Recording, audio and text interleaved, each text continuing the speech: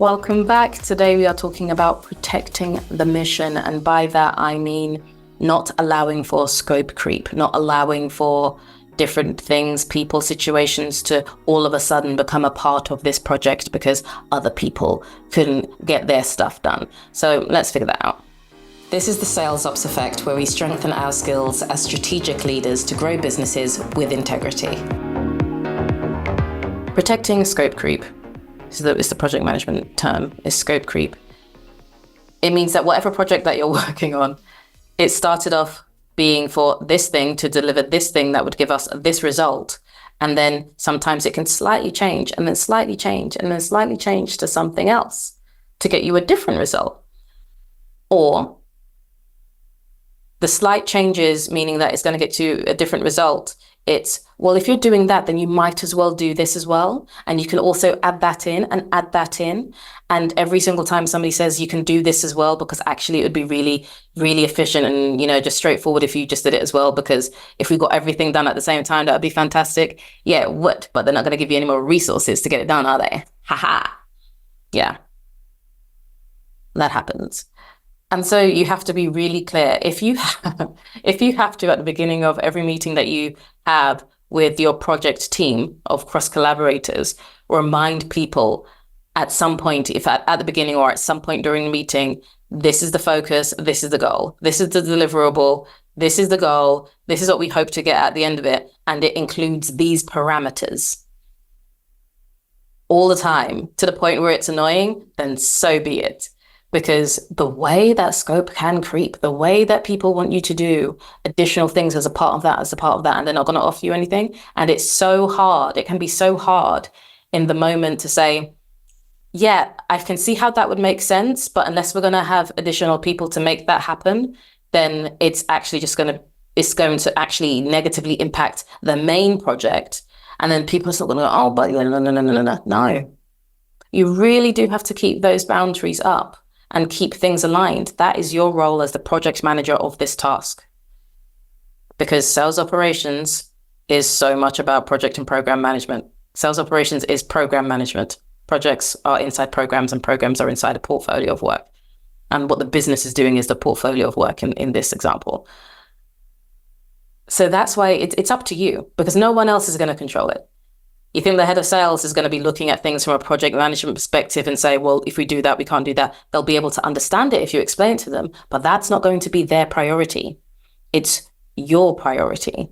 It's for you to say, that is outside of scope. And whilst that makes a lot of sense, the only way we can do that without negatively impacting this, which is our main goal, is if we have the resources to cover it. And you'll say, well, what resources do you need? I don't know. Because I haven't looked into it too in depth, because even taking the time to look into it will take time away from this. So how serious are you about getting this done? Because if I have to look into this, then it will take time away from this, which I'm willing to do, but we all just have to acknowledge that I can't be in two places at once. And that might sound harsh even to hear, but it needs to be said, sometimes in exactly that way, exactly that clearly, with exactly that tone. Because people simply just aren't used to candor. So it's going to feel rough and people might receive it as rough. But so what? You don't have to be rude, but you do need to be firm. Because if you're not firm, then you're just going to end up doing this and that and this and that. And then you're working into your evening and you're tired. And one of the main things about protecting the mission is protecting the person that is on the mission. Because if you break your leg halfway through, it's going to be difficult for you to run the rest, isn't it? If you are overworking and doing everything under the sun, you're not going to be available to do everything that needs to be done. You're not going to be around for the long haul if you burn yourself out at the beginning or in the middle because you got distracted or because other people are trying to distract you. You have to protect the mission. It's your job. If you're leading the project, if you are consulting on somebody else's project and you can see it getting out of hand, it's worth raising that with the project manager, but you don't have to take the responsibility on yourself to keep it correct.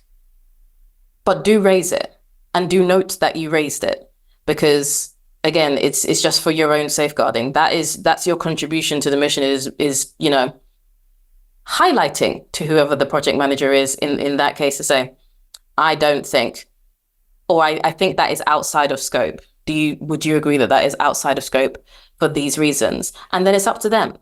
But you don't then have to take it on yourself to do what you originally said you were going to do. If it does change, if whatever the outside of scope thing does change what you're going to do, again, highlight that. And highlight that if you're doing this, you can't do that. Not at the same time anyway. You cannot do two different tasks at the same time. And being very specific with the wording really helps, because some people just like to be, it might seem like, oh, it's semantics, but some people do like to use anything to just wiggle out of conversations. Or, you know what it's like when you've had a conversation with someone and then they relay the conversation, but they're missing bits. Being really clear and really specific, following up things with an email if you have to, particularly when it's changed things, really helps, having that paper trail. And it's not just to say, see, look, I told you. It's for you to remember as well. It helps everyone. And the more you put in boundaries, and the more basically you work inside of your integrity, and you become more of a professional. From my experience, the more people see you do it, yes, there's some people that really don't like it, but so many people see you do it, and then they basically just try to be like you. It's kind of weird, but it doesn't hurt if trying to be like you means everybody's a little bit more professional. Everybody's a little bit more honest. Everybody's more clear with their communication. And that's what protecting the mission means to me. So with that, got a webinar coming up.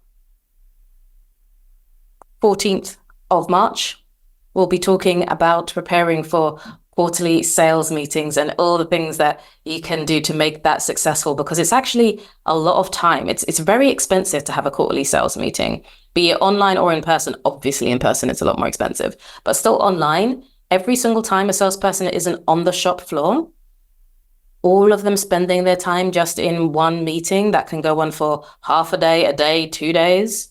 You want to make sure it's worth it.